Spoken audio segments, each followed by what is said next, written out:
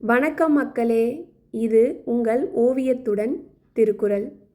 இன்னைக்கு நம்ம கேட்க போகிற குறள் அதிகாரம் 1 கடவுள் வாழ்த்து. இந்த அதிகாரத்தில் மொத்தம் 10 திருக்குறள் இருக்குது.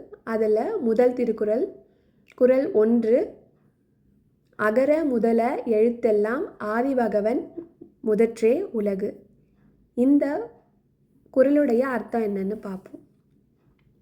தமிழ் எழுத்துக்களுக்கு முதன்மையாகவும் தொடக்கமாகவும் இருப்பது ஆயெழுத்து, ஆரம்பமாக இருப்பது ஆயெழுத்து.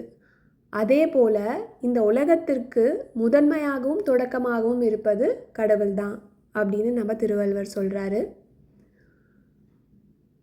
வரைவோம் திருக்குறளுடன் தமிழின் அழகையும் அறிவையும் உலகத்திற்கு பரப்புவோம். நன்றி.